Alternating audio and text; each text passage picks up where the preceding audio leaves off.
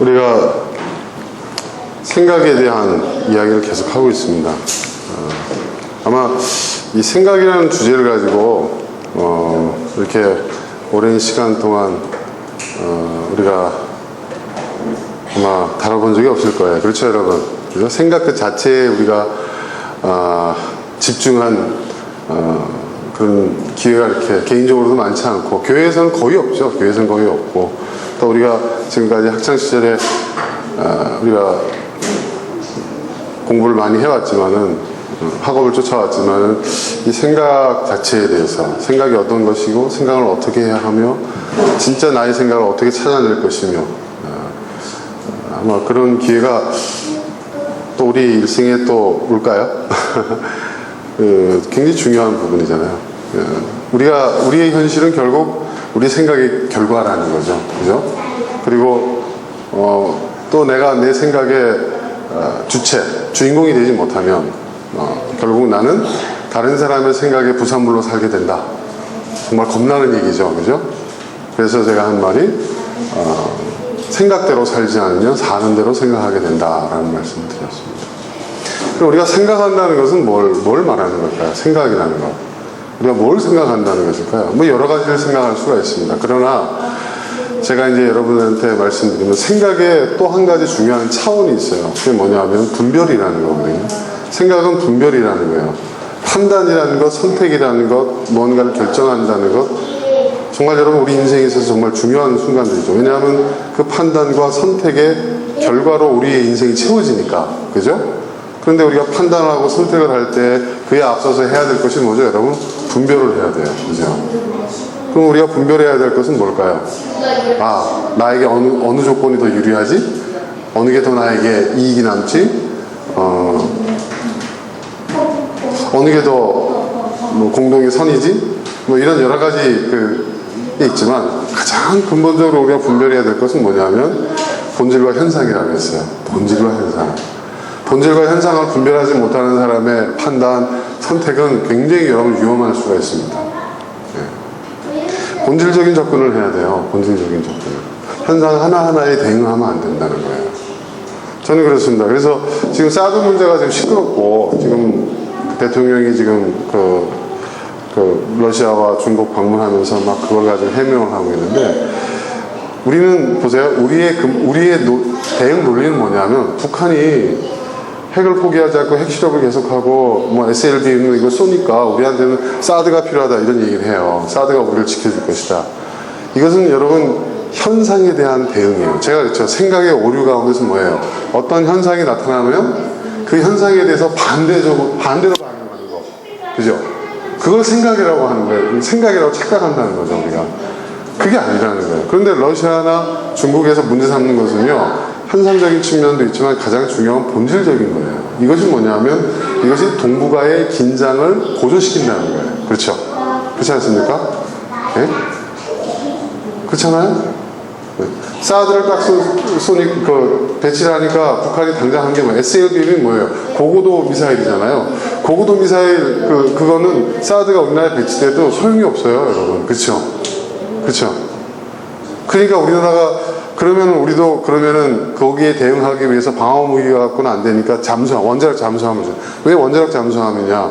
거기 안에 원자탄이 들어갔다는 얘기가 아닙니다. 정확하게 얘기하면 핵추진 잠수함이잖아요. 핵추진 잠수함. 핵추진 잠수함의 중요한 게 뭔지 아세요?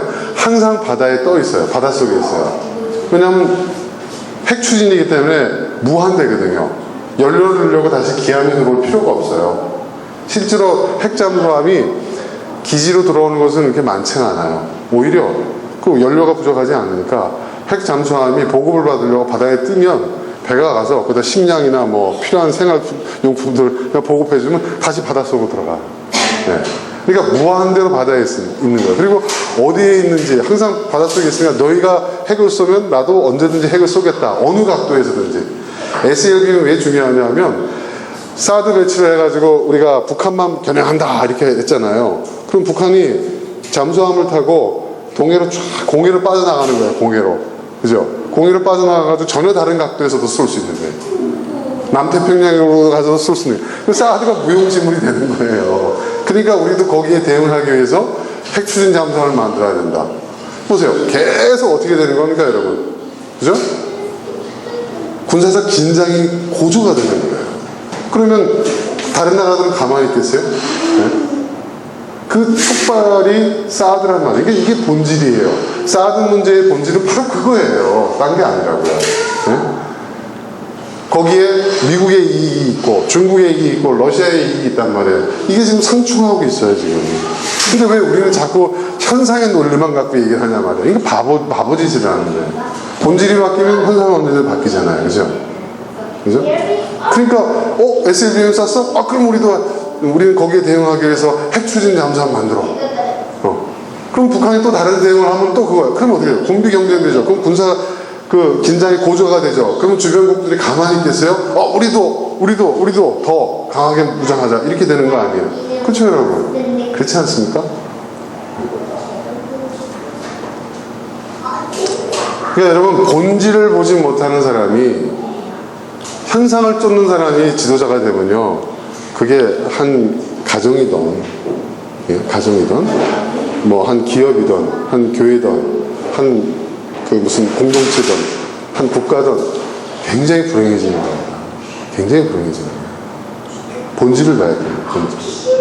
개인의 일생도 마찬가지예요. 그래서 저는 우리가 생각의 그 훈련을 통해서 본질을 보자는 거예요. 본질. 오래간만에 제가 어저께 TV를 봤는데 인터스텔라를 또 해주시더라고요.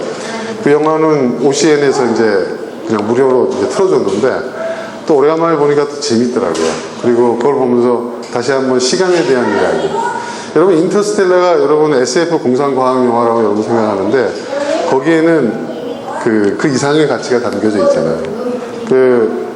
그 감독은 이것은 어떤 의미에서 보면 가족영화다 뭐 이런 얘기를 했는데 사실은 그 가족이라는 그 가족의 그 주제, 큰 주제를 담고 있죠. 거기에 보면은. 그지만 그 안에 굉장히 우리의 삶의 근본적인 문제에 대한 문제의식과 거기에 대한 어떤 그 방향성 제시가 있고 또 너무나도 중요한 우리의 삶 속에서 가장 중요한 본질적인 요소인 시간에 대한 이야기를 계속 하고 있는 거예요. 시간이라는 것이 뭐예요?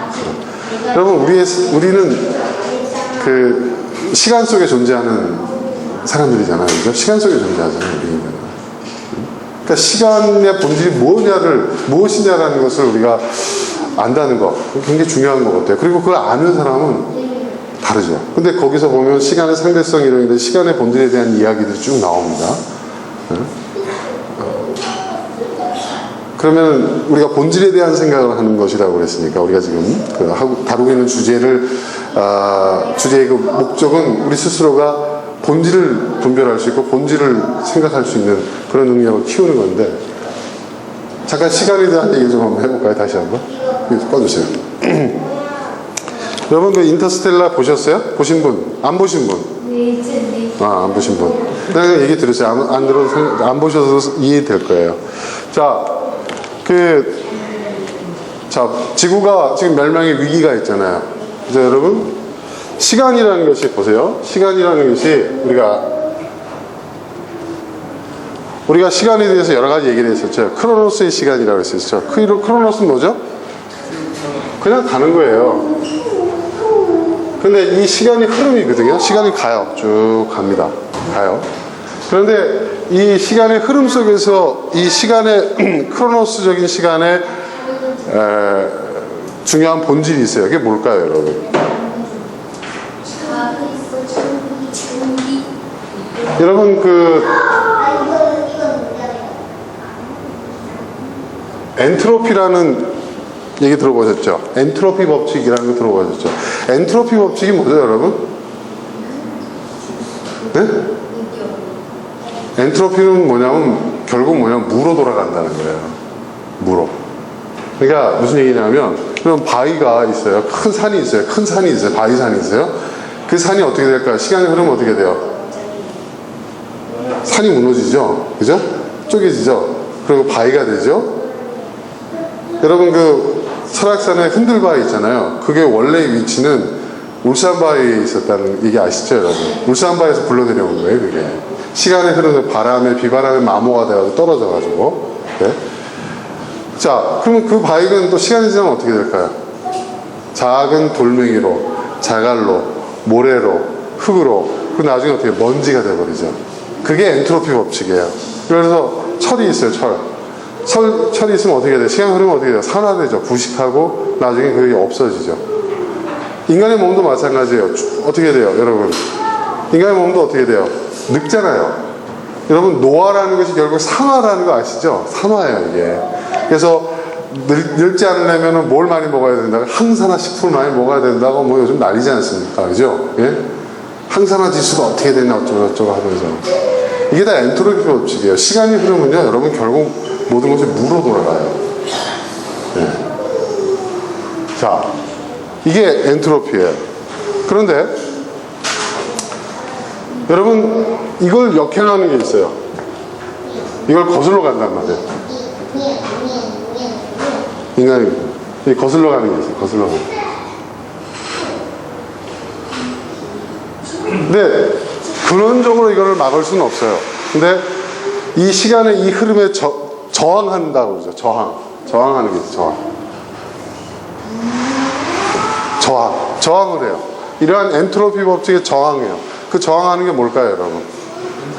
네? 그게 생명이에요. 생명. 여러분, 생명은요, 이 엔트로피에, 다른 말로 하면 이 시간에, 카이로스적인 시간의 흐름에 저항해요. 근데 이 저항의 능력이 떨어지게 되면 어떻게 돼요? 결국 이 시간의 흐름 속에서 나도 결국 엔트로피 법칙에 벗어날 수 없게 되는 거죠. 자, 예를 들어서 여러분, 인간의 몸이 있지 않습니까? 우리가 태어날 때 그 상태의 몸이 아니에요. 그렇죠, 여러분? 인간이 보통 3년이면 머리부터 발까지 모든 세포가 다 바뀐대요. 그리고 내 몸의 모든 세포는 뭐냐면, 여러분, 이 산화되는 것. 엔트로피는 다른 말로 표현하면 산화의 과정이에요. 생명으로 따지자면. 이 산화의 과정에 우리는 계속 저항하고 있어요. 어릴 때는 그 저항의 능력이 굉장히 왕성해요. 예. 나이가 먹어가면서 노화되잖아요. 그게 뭐예요? 항산화 능력이 떨어지는 거예요. 엔트로피에 맞서는 능력이 떨어지는 거예요. 그래서 결국은 어떻게 되느냐?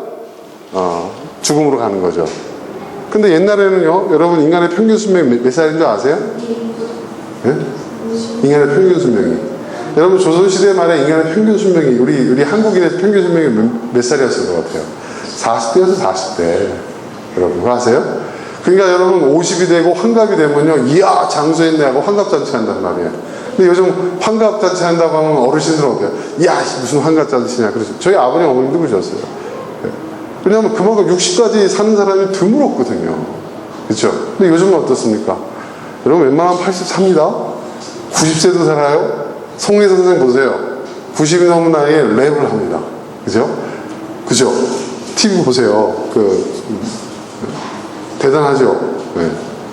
인간의 수명이 늘어요. 그게 뭘 의미하는 거냐면, 이 엔트로피에 대해서 저항하는 능력이 점점 발달한다는 거예요. 그러니까 결국 인간의 수명 연장은 바로 여기에 달려있는 거예요. 자, 여자분들 보세요. 자, 화장품을 열심히 바르요. 열심히 바르면 여러분 도움 됩니까? 안 됩니까? 남자분들은 잘 몰라요. 여성분들은 압니다. 도움이 됩니다. 실제로 도움이 됩니다. 네, 피부 관리 잘하면. 제가 시골에 이렇게 이제 뭐 자전거 타고 이렇게 다니는 거 아주머니들 보면 저희 집사람보다 나이가 더 어린데 할머니 같은 분들이 많아요. 햇빛 팍팍 쬐고 막 중노동을 하시니까. 그런 걸 할 틈이 없는 거예요. 제가 뭐 인도네시아나 예전에 멕시코나 이런 제3세계 가잖아요. 저보다 나이가 훨씬 어린데 나이가 엄청 들어 보이는 분들이 있어요. 나는 그래도 저는 아침에 스킨이라도 바르고 그잖아요. 그죠? 로션도 바르고 그잖아요. 목욕하면. 관리를 한단 말이에요. 햇빛 피하려고 하고 선크림도 바르고. 그게 뭐냐? 다 저항하는 거예요. 내 몸이 산화되고 노화되는 걸 저항하는 거란 말이에요. 이게 저항이에요. 여러분, 생명의 본질적인 요소는 저항이에요. 이 저항의 능력이 떨어진다는 것은 생명력이 떨어진다는 것이죠. 여러분, 예를 들어서, 연어 보세요, 연어. 연어 같은 경우, 우리 연어 얘기 많이 하는데, 연어는 뭐예요? 이 엔트로피죠. 이 무조건 물은 높은 데서 낮은 곳으로 흘러가야 돼요. 그죠? 그죠? 높은 곳에서 낮은 곳으로 흘러가게 돼 있어요. 근데 연어는 어떻게 해요? 생명이 있는 한 연어는 어떻게 합니까? 다시 돌아오죠. 그리고 알을 낳고 다음 세대를 만들고 난 다음에 어떻게 돼요? 죽잖아요. 죽으면 어떻게 돼요? 그냥 그 강물에 떠내려간단 말이에요. 생명력을 잃는 순간. 그러니까 생명이 있는 한은 뭐냐? 저항하는 거예요. 그러면 우리 인생은 뭐냐? 어떤 인생을 살아야 되느냐? 여러분, 우리 인생은요, 시간의 흐름에 순응하면서 그냥 좋게 그냥 편안하게 예? 좀 순탄하게 금수저 좀 물고 아니 금수저 못 물면 그래도 은수저 좀 물고 그냥 편안하게 그냥 고생 없이 인생에 우여곡절 없이 순탄하게 부모님도 그러잖아요. 아 나는 그렇지 못했지만 우리 아이들은 정말 좀 편안하고 순탄한 삶을 살았으면 좋겠어요. 이런 얘기 하잖아요. 그 말이 말입니다. 여러분 무슨 얘기냐면 이 흐름 속에 순응하라는 얘기예요. 이건 뭐예요?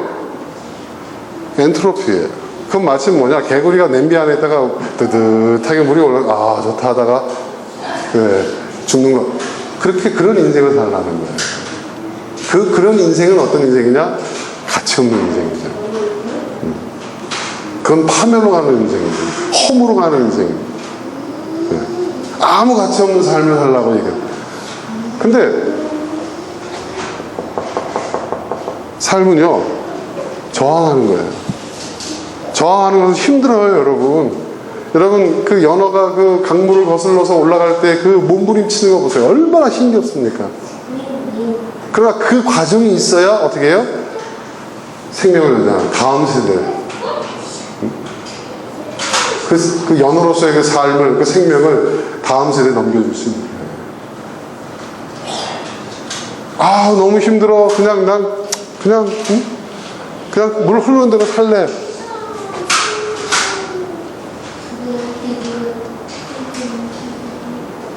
힘든 거예요. 그러니까 여러분 피부 관리하는 거 얼마나 제가 이렇게 보면 저희 집사람 저희 딸 이렇게 보면 피부 관리하는 거 보면 그 일이더라고요. 완전히 절차가 있고요. 그래서 들어와서 씻는 그 단계가 있어요. 그리고 그걸 다시 이렇게 또 하고 진정시키고 자는 과정이 있어요. 또 아침에 보면요 남자 일어나서 머리 그냥 싹 씻고 그냥 로션 하나 탁 바르고 그냥 나오면 되는데 여러분 그게 아니에요. 구박하지 말아요. 그러니까 남성들 굉장히 노력하는 거예요. 저항하고 있는 거예요. 본인이 여자로서 살아있음을 증명하고 있는 거예요.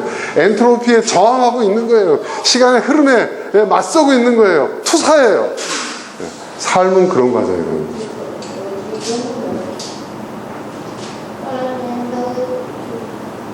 이해되세요, 여러분? 그러니까 우리의 삶은요, 여러분, 저항이에요. 이 엔트로피에 저항하는 거예요. 여러분, 세상의 모든 것은요, 그대로 놔두면요, 어떻게 되느냐? 엔트로피가 되는 거예요. 그냥 두면 안 돼요. 저항이요. 그러니까 그 인터스텔라에서 그 박사가 얘기하잖아요. 거기서 그 노인들이요, 죽음에 순응하지 말고 죽음에 분노하라. 저 어둠에 분노하라 얘기죠. 그 분노라는 것은 화내라는 얘기가 아니라 저항하라는 얘기예요. 저항을 얘기해요. 그러니까 인류도 마찬가지예요. 인터스텔라에서 보면 시간의 흐름은 어떻게 해요? 지구도 뭐예요? 지구도 엔트로피의 법칙에서 벗어날 수가 없어요. 그러니까 모든 게 먼지가 지금 막 뒤덮잖아요. 그죠?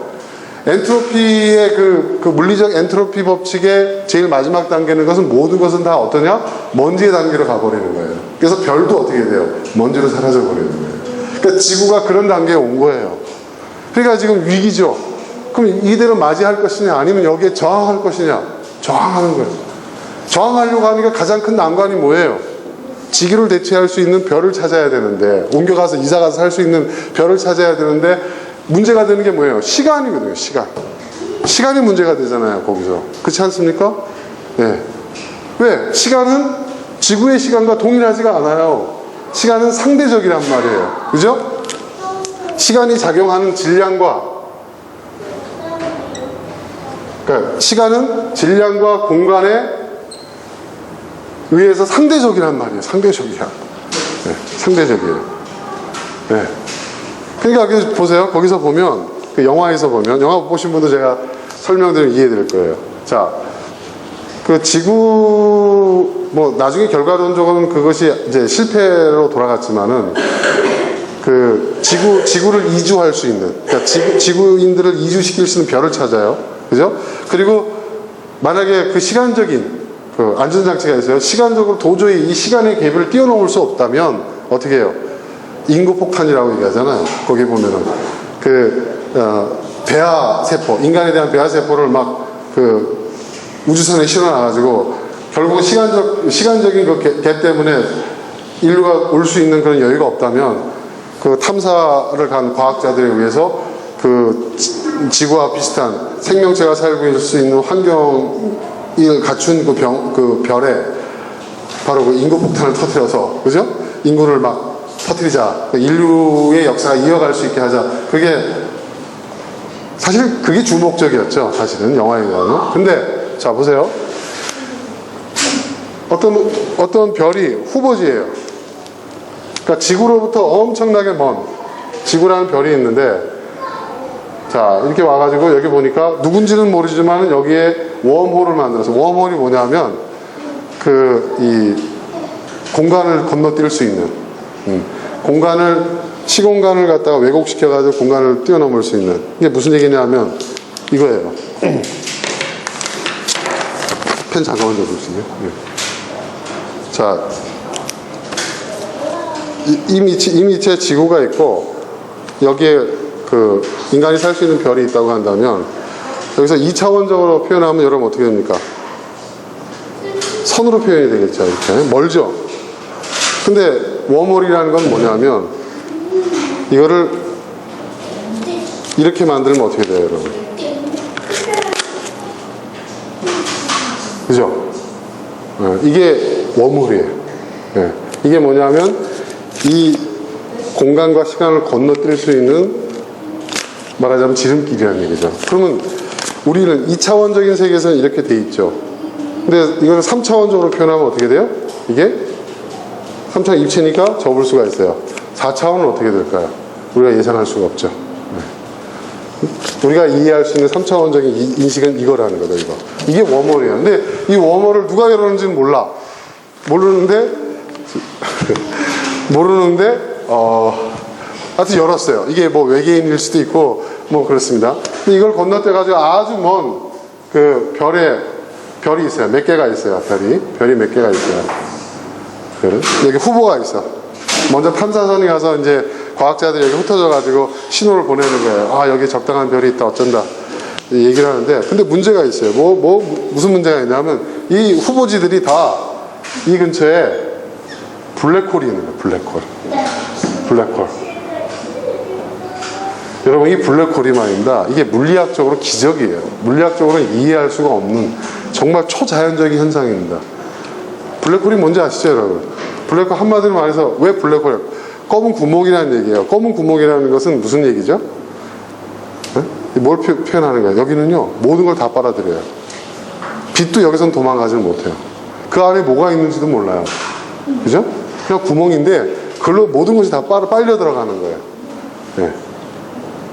그러니까 빛도 빨려 들어가고 모든 것이 다 빨려 들어가요. 그 안에. 별은 행성 말할 것도 없고. 그 말은 뭐 빛도 빨려 들어간다는 말이 무슨 얘기인지 아십니까? 그게? 빛이 빨려 들어간다는 건 시간도 빨려 들어간다는 거예요. 그렇죠? 뭐 행성이나 우주 어떤 그런 공간들이 빨려 들어가는 것은 질량과 공간과 빛 모든 것이 다 빨려 들어가는 공간이라는 거예요. 이게 물리학적으로 불가능한 겁니다. 근데 실존한다는 것을 천체학자들이 다 우주학자들이 밝혀놓았고 실제로 그것이 발견되고 있잖아요. 그런데 이 블랙홀 주변에서는요, 이게 워낙 빨아들이는 힘이 강하니까 여기는 빛도 빨리고 중력도 빨리고 모든 것이 다 빨리고 시간도 빨려 들어간단 말이에요. 현상적으로 얘기를 하자면. 그러니까 뭐냐, 이 중에서 어느 한 별을 갔는데 이 별에서의 몇 시간이 한두 시간이 지구의 시간으로 따져보니까 23년이란 말이에요. 그렇죠. 그게 나와요, 영화에. 근데 이게 실제로 이게 그렇다는 거죠. 네. 여러분, 태양계 안에서도 지구의 시간과 저 끝에 있는 명왕성의 시간이 다르다는 거 아시죠, 여러분? 네. 자. 그러니까 이 1분 1초를 아끼기 위해서 그 과학자들이 정말 눈물겨운 싸움을 하고 있어요. 거기서 보면. 네. 시간을 아끼기 위해서. 자, 그런데, 자, 보세요. 어떤 일이 벌어지냐면, 그래서 어느 한 별을 가는데 실패했고 또 다른 별을 가는데 거기서도 실패했고 나머지 별이 이게 성공할지 안 할지도 모르는 거예요. 자, 그런데 중요한 것은 뭐냐면 그 마지막에 주인공이 어떻게 합니까? 주인공이 자기 희생을 하죠. 자기 희생을 하고 연료가 떨어져 가지고 그 우주선이 어디로 들어가요? 어디로 빨려 들어가요? 블랙홀로 들어가요. 자, 근데 그 블랙홀에서 재밌는 장면이 나와요. 뭐냐면 그냥 그 어떤 하나의 어떤 이미지로 표현하기 위해서 제가 이제 어떤 본질을 제가 그랬죠. 지난 시간에 본질을 표현하기 위해서 무엇이 나타난다고 했죠? 형상이라고 했죠. 본질이 자기 자신을 드러내기 위해서 나타나는 게 하나의 형상이 있는데 거기 형상이 나타나요. 어떤 형상이죠? 책장. 이 떠나기 전에 수십 년 전이죠. 예? 이 우주선이 떠나기 23년 전에 딸하고 유령 얘기를 하는 거예요. 그 아빠 내 방에 유령이 있다고 얘기하는데 거기서 막 책장이 막 흔들리고 책이 빠지고 막 모래가 떨어지는데 이상한 그 어떤 신호를 보낸단 말이에요. 또 시계가 더 이상 가지 않고 계속 초침을 갖다가 왔다 갔다 하고 있어요. 그런 현상이 있었는데 가보니까 자기는 그 책장 안쪽에 있고 그걸 보고 있는 거예요. 자기 딸과 자기 자신을. 그리고 그 일들을 봐요. 그럼 뭘 말하는 걸까요?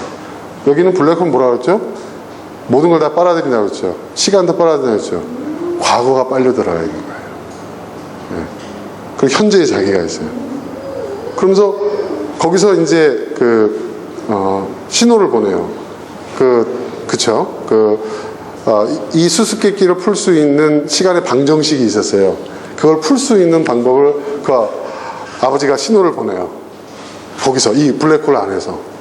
그리고 거기서 이제 같이 주인공이 블랙홀 안에 들어갔을 때 로봇이 하나 있었잖아요. 로봇이 도대체 그러면 이런 공간을 누가 만들었을까요? 이런 얘기를 하잖아요. 이런 일들을 누가 의도했을까요? 이런 얘기했죠. 신일까요? 외계인일까요? 그랬을 때 주인공이 뭐라고 얘기했어요? 모르겠어? 이 웜홀과 이 모든 일들을 그러니까 이 모든 것을 의도하는 것은 미래의 우리야. 미래의 인류야. 그 얘기를 한다. 왜냐? 블랙홀은 모든 걸 빨아들이니까 시간은 과거와 현재와 미래가 다 빨려 들어가잖아요. 그러니까 과거와 현재와 미래가 다 공존하는 공간이 블랙홀이라는 거예요. 그래서 결국 뭐냐?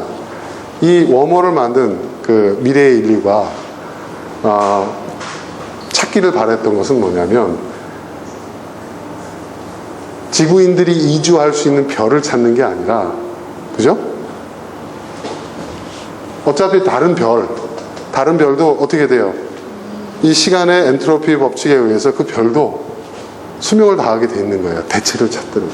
그런데 이 안에서 본질적인 문제를 스스로가 인류가 해결할 수 있도록, 그러니까 이 웜홀을 열어놓은 미래의 인류가 그 위기에 있는 자기의 조상들을 이끈 곳은 다른 별이 아니라 블랙홀 자체였다는 거죠.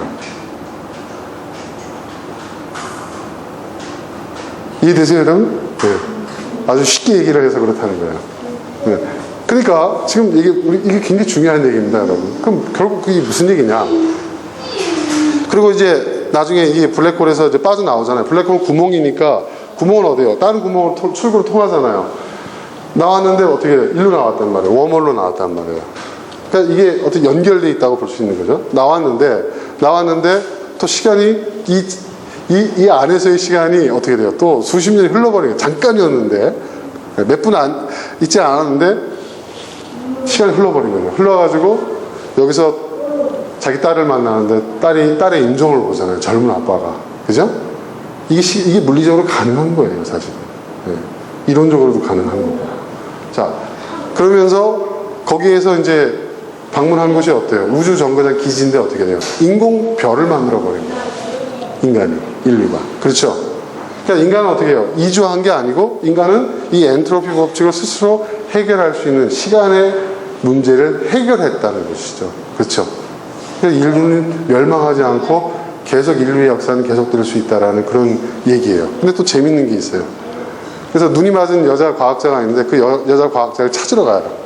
또 영화니까 드라마틱하게 해야 되잖아요. 네? 그래서 다시 이 웜홀로 들어가는 거예요. 네.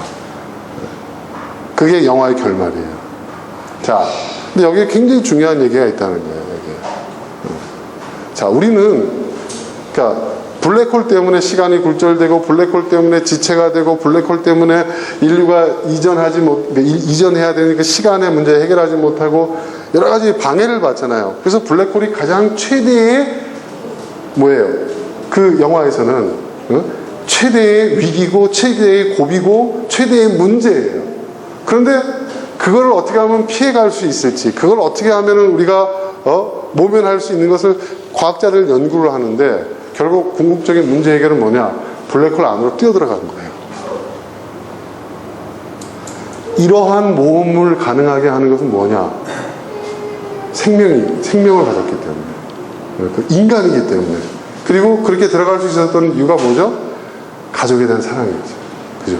인간만이 가질 수 있는, 인간의 위대성. 저는 다시 한번 이 크리스토퍼 놀란 감독에 대해서 찬사를 보내게 되더라고요. 정말. 그러니까 여러분, 이게 그냥 한 편의 공상과학 영화가 아니에요. 거기에는 그 아시죠? 그 시나리오 작업을 하는데 세계적인 그 상대성 이론 학자가 천체 물리학자들 다 참여했잖아요. 그죠?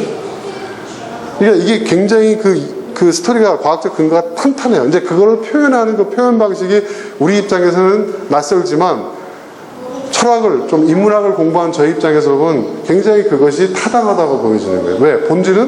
본질 자체를 나타내는 본질 스스로가 의도하는 현상이 아니라 형상이 있으니까 그 형상이 나타난 거예요. 그 블랙홀 공간 안에서. 자, 그러니까 여러분, 인간의 삶이라는 게 뭐냐? 여러분, 생명이라는 게 뭐냐? 결국 뭐예요, 여러분? 시간에 저항하는 거예요. 세월에 저항하는 거예요. 그게 인간이에요. 저항하지 않고 시간에 순응하면서 살아가면 우리는 엔트로피가 되는 거예요.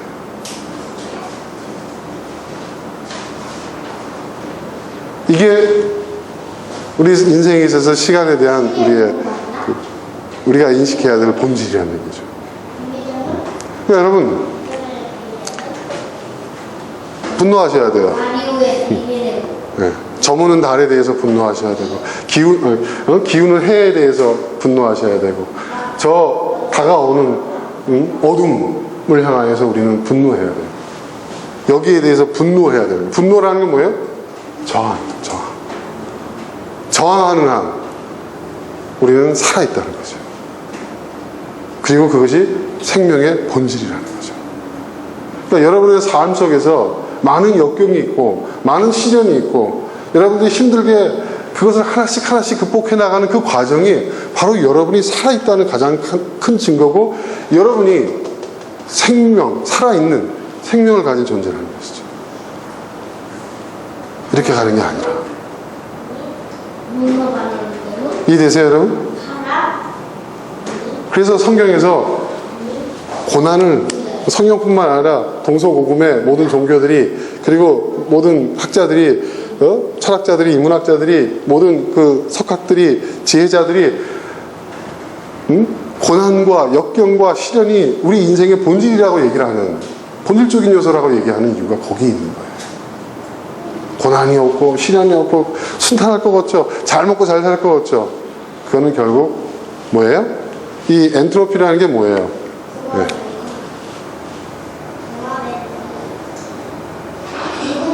무기화되는 과정이에요. 무기화라는 게 뭐예요, 여러분? 여기서 여러분 무기물 아시죠? 무기체 아시죠? 네, 무기체. 아무 생명이 없는. 네. 여러분 생명이 없는. 네. 네. 썩어 없어지는 그 과정. 그 과정. 생명은 유기체잖아요. 그러니까 여러분 우리 열심히 운동해야 돼요. 네. 우리의 생명을 유지하기 위해서 우리는 노력해야 돼요. 항산화, 안티에이징, 이거 화장하는 여성의 문제만이 아니라 우리의 삶의 문제라는 거죠. 저항하는 거예요. 저항하는 거예요. 네.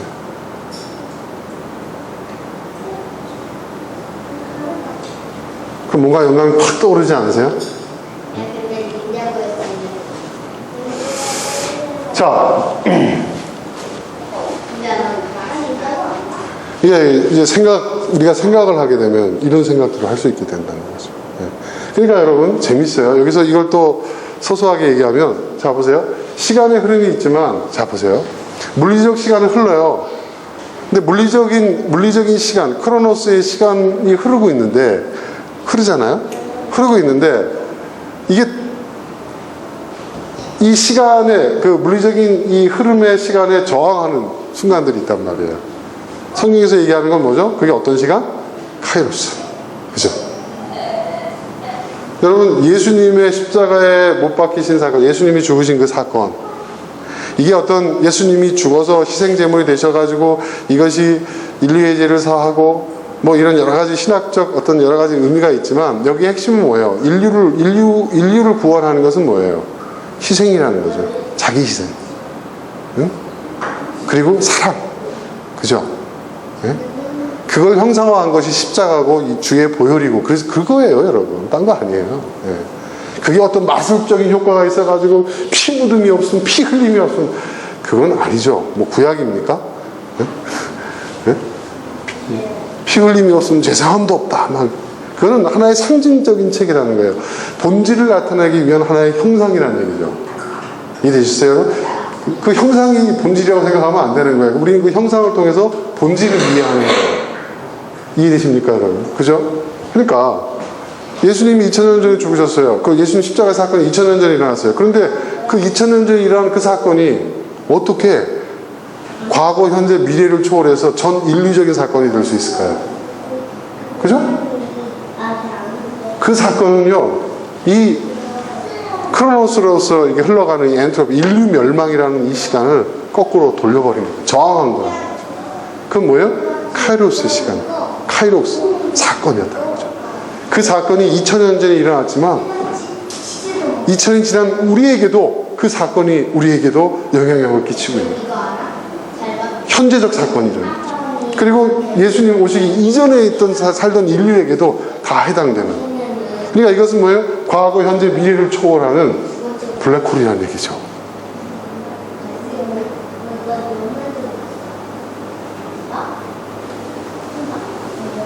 우리 그리스도인들은 어떤 삶이에요? 예수님과 같이 사는 거예요. 예수님과 같이 산다는 게 뭘까요? 네? 우리도 십자가를 지고 못 박혀 죽고 뭐 이런 얘기입니까? 예수님처럼 성인 돼서 살라는 얘기입니까? 그게 아니죠. 예수님이 보여주셨던 그 저항,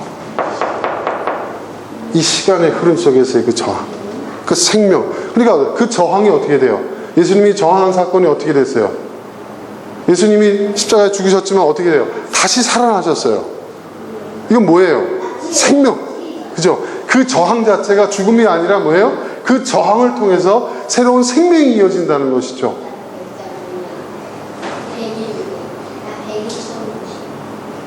그게 부활이에요. 그것이 영원히 사는 거예요, 여러분. 그게 영생이에요.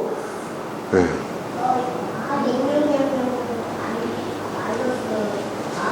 제가 오늘 복음의 핵심을 얘기했습니다. 여러분, 우리의 삶도 그런 삶이 돼야 되는 거예요. 이 시간의 흐름 속에서 마멸되어져 가는 그런 인생이 아니라, 그죠? 마모되어져 가는 그런 인생이 아니라, 먼지로 사라지는 그런 인생이 아니라, 이러한 그 엔트로피의 시간에 우리는 끊임없이 저항하는 거예요. 저항하고 또 저항하는 거예요. 저항하는 삶 속에서 우리는 새로운 생명으로 거듭나는 거예요. 우리는 구원받은 거예요. 우리는 영생의 삶을 사는 거예요. 우리의 육신은 사라지고 없어질지 모르겠지만 우리의 자식을 통해서, 우리 다음 세대를 통해서, 우리가 사랑하는 우리의 그 가족들과 그 공동체를 통해서 우리의 그 저항이 계승되어지는 것이고, 그래서 생명은 계속 이어져 나가는 거예요.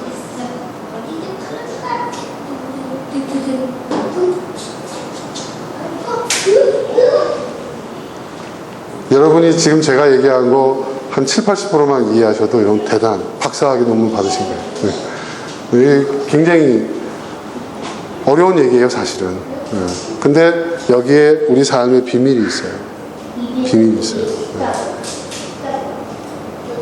그럼 내가 지금 현재의 삶을 어떻게 사느냐에 따라서, 그죠, 여러분? 내가 나의 저항이 무엇을 향한 저항이고 그 저항의 결과로서 어떤 사건이 나타나느냐, 나의 현재의 삶 속에서 그것에 의해서 나의 과거와 나의 현재와 나의 미래가 바뀌는 거예요. 그리고 나만 바뀌는 게 아니라 나와 함께하고 있는 사람들의 과거와 현재와 미래도 바뀌는 거예요, 여러분. 예수님은 그런 삶을 보여주신 거예요. 그리고 예수님은 참 아담이라고 하잖아요. 참 아담은 뭐예요? 아담은 뭐예요? 하나님이 만든 모델이잖아요. 그죠? 예수님을 통해서 우리는 인간이 어떻게 살아야 하는가를 본다고 하잖아요. 참 인간. 예수님의 삶은 바로 그런 삶이었단 말이에요. 우리도 그런 삶을 살아요. 그러니까 여러분, 시간의 길이는 중요한 게 아니에요. 사실은. 여러분, 시간의 길이. 그러니까 시간은 뭐냐? 여러분, 물리적인 시간이 있고요. 물리적인 시간. 시간에, 이렇게 표현하는 게 낫겠다. 시간에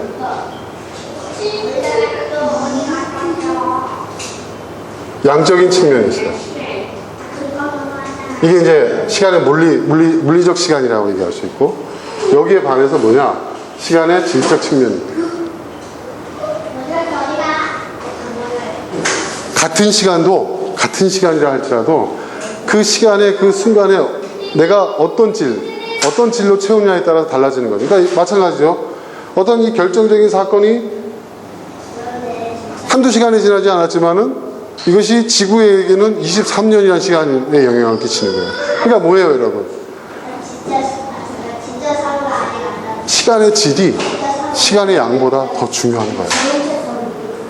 시간의 질이 시간의 양보다 더 중요한 거예요. 그러니까 여러분의 삶이, 예를 들어서 나는 나이 먹었고 이제 내가 앞으로 30년 살까? 20년 살까? 여러분, 그 30년, 20년 동안에 여러분의 시간의 질이 어떠냐에 따라서 여러분 영생의 삶을 살 수도 있는 거예요.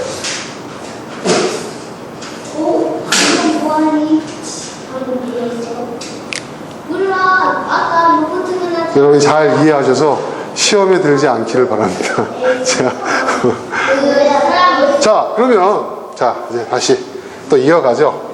오늘은 또 이제 이 얘기를 하고. 그러니까 여러분, 중요한 거는 지금 우리에게 주어진 이 현재의 시간에 나는 무엇을 할 것인가, 이 시간의 질을 어떻게 채울 것인가, 이게 굉장히 중요합니다.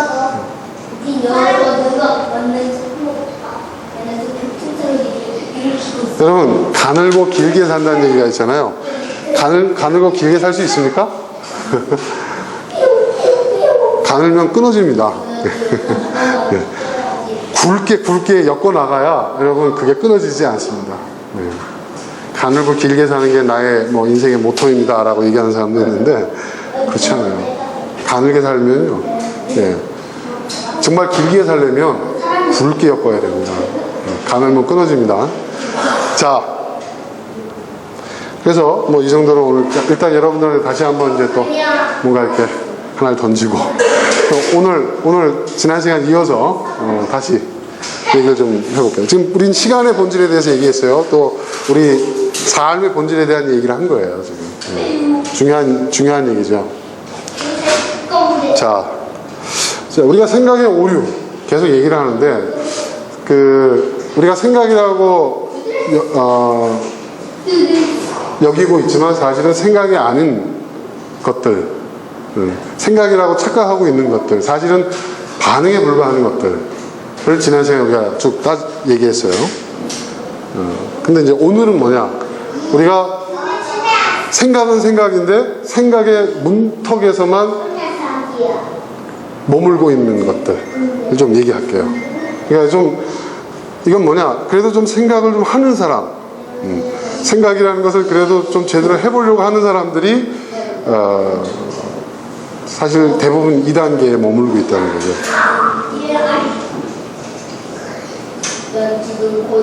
어떤 거냐?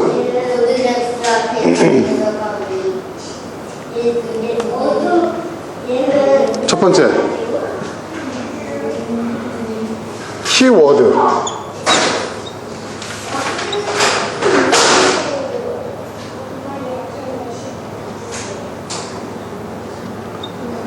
키워드에 머물렀을까? 이게 뭘 얘기하는 거냐면, 자, 이런 거예요. 여러분, 블루오션이라는 말 들어보셨죠? 블루오션은 키워드예요. 그죠? 개념화해서 만든 거예요. 자, 많은 사람들이 블루오션을 찾아라, 블루오션을 구축해야 된다, 블루오션을 만들자, 블루오션을 개척하자, 뭐 그런 얘기를 했어요. 그죠? 그리고 또 실제로 제가 사업을 하면서, 저도 이렇게 막 그 제로섬 게임처럼 레드오션에서 서로 공멸을 하는 것보다는 같이 협력해서 블루오션을 만들었으면 좋겠다 해서 블루오션 표명해요. 그런데 무슨 얘기냐면 적절한 어떤 문제, 어떤 상황에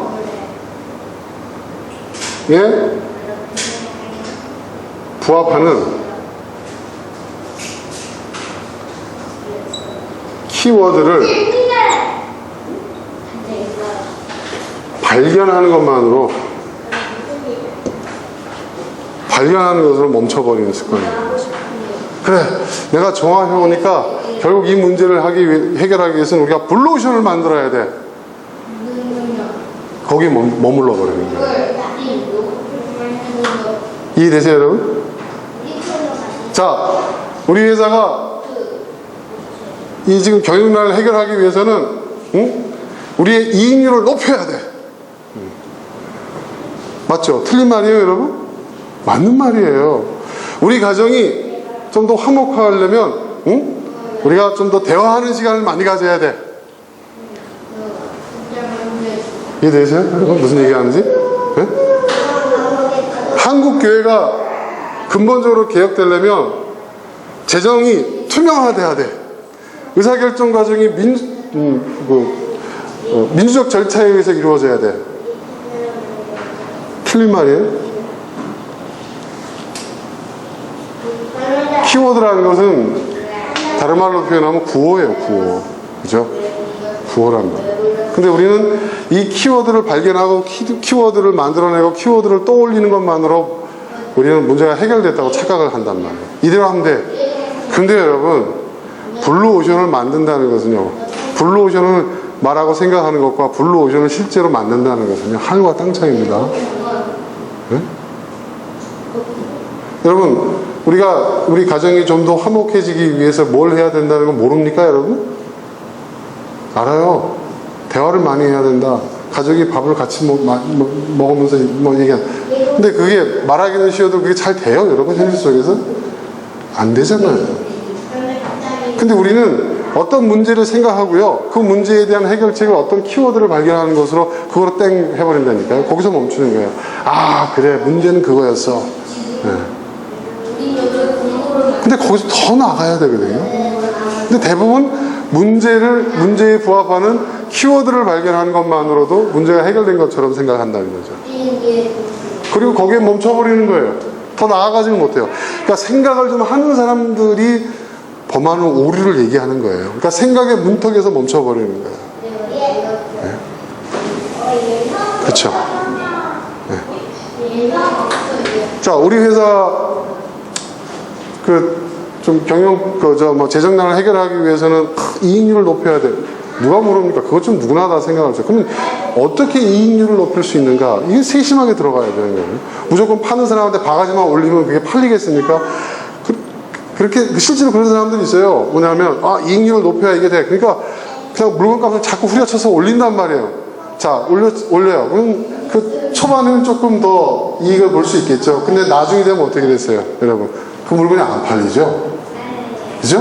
안 팔리면 이익률 자체를 생각할 수가 없게 되거든요. 그죠? 그건 망하는 거예요. 그쵸, 여러분? 근데 그렇게 우리가 그런 안이한 대응을 하고 있다는 거예요.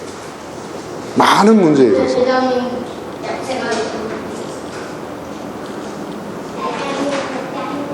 여러분, 블루오션이라는 것은요, 간단하게 말 한마디로 이렇게 얘기할 수 있는 그런 전략이 아니에요. 이건 엄청난 얘기예요, 사실은. 근데 여러분 블루오션이라는 구호는 많았는데 실제로 블루오션이 실제로 실현되는 것을 보신 적 있어요?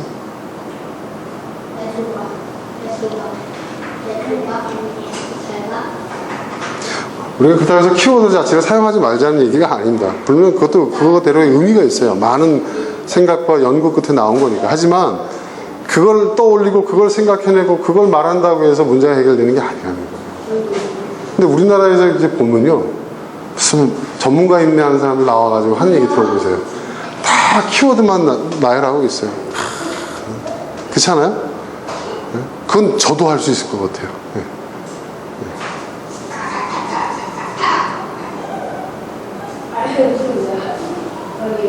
차별화하자, 경쟁 우위를 확보하자, 고객 만족도를 높여야 된다, 뭐 BPR 지수를 높여야 된다. 그건 저도 얘기할 수 있는 거예요. 뭐 CRM이 어떻고 중요한 건 키워드가 아니에요. 그런 용어나 개념이야. 근데 그걸 사용하면 그 문제가 해결된 것처럼 착각하고 있다는 거죠. 아니라는 겁니다. 두 번째,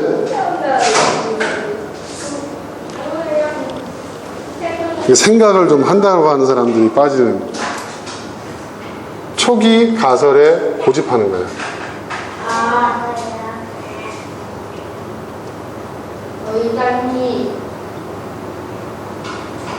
이게 무슨 얘기냐 하면, 여러분 우리가 어떤 그 논리를 펼치고 어떤 생각을 하더라도 그 논리의 근거가 되는, 그 생각의 출발점이 되는 초기 가설이라는 게 있어요. 그죠? 그렇지 않아요? 뭐든지. 근데 이걸 계속 고집하는 거예요. 이걸 계속 고집하는 거예요. 재밌는 걸 여러분 전 세계에서 그 옷을 팔고 있는 회사 중에서 제일 돈을 많이 버는 회사가 어느 회사인지 아세요, 여러분? 어느 회사일 것 같아요?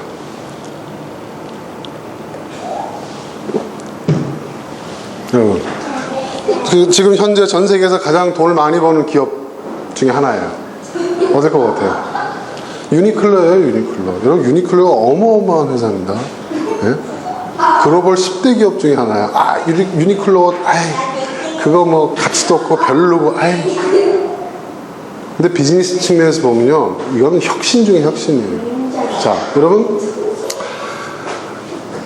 그 의류 회사들이 갖고 있는, 우리 회사들이 전통적으로 갖고 있었던 가설이 있어요. 그게 뭐냐 하면, 제품의 양품률이라는 게 있어요, 여러분. 양품률이 뭔지 아세요?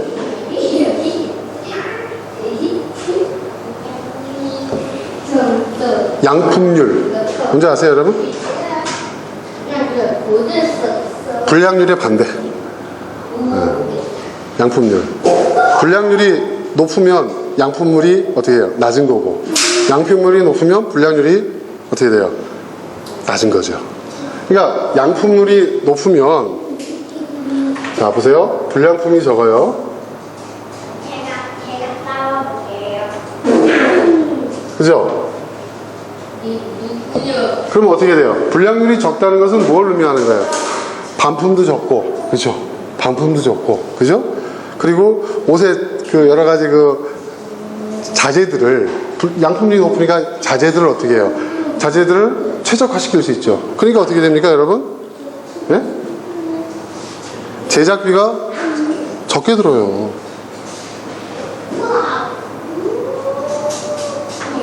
절감돼요. 그럼 어떻게 될까요? 양품률이 높을수록 어떻게 돼요? 결국 비용 경쟁력이 생기는 거예요. 비용 경쟁력. 경쟁력.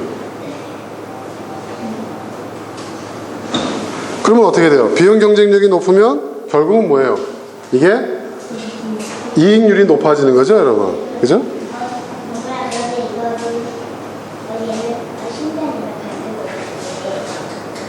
이게 정설이었어요. 그래가지고요, 이 양품률을 높이기 위해서, 옷의 완성도를 높이고 옷의 질을 높이기 위해서 굉장히 노력을 했단 말이에요. 그런데 어떤 일이 벌어지느냐? 양품률이 낮은데도 이익률이 높은 현상이 나타나는 거예요. 이게 뭐지? 이게 뭐지? 자, 보세요, 여러분. 유니클로의 전략인데, 유니클로는요, 양품률을 어떻게 하느냐? 어느 수준 이상 높이지 않아요. 절대 높이지 않아요. 네. 무슨 얘기야? 옛날에는 양품률을 100%를 향해서 노력하자! 뭐 이렇게 얘기했는데, 유니클로는요, 의도적으로 양품률을 한 60% 정도 없어요. 그 의류도 있잖아요. 여러분 고가의 명품들은 거의 95% 이상입니다. 양품률. 브랜드별로. 그러면 그 다음에 이제 중가 제품들은 뭐 한 80%에서 뭐 80% 이상. 저가는 뭐 한 50%. 그리고 요 사이에 뭐 몇 등급이 또 있죠. 네? 그 브랜드별 등급이. 이게 이 양품률에 의해서 가격이 이렇게 매겨지는 거거든요. 여러분 명품 보세요. 백 하나 딱 보세요. 얼마나 양품률이 완벽하잖아요. 100%에 가깝잖아요. 그죠? 그런데 유니클로는요, 양품률을 60%에 맞춰요.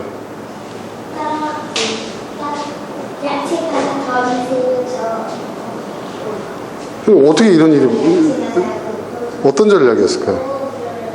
자, 양품률을 100%에 맞추기 위해서, 그러니까 높이기 위해서 노력하는 그 노력을, 그 재원과 시간과 모든 인력을 60%를 낮추는 거예요. 그러니까 어떻게 되느냐? 제작 단가가 뚝 떨어져. 네? 그리고 옷도 어떻게 만드느냐? 딱 정해진 양만 만들어요.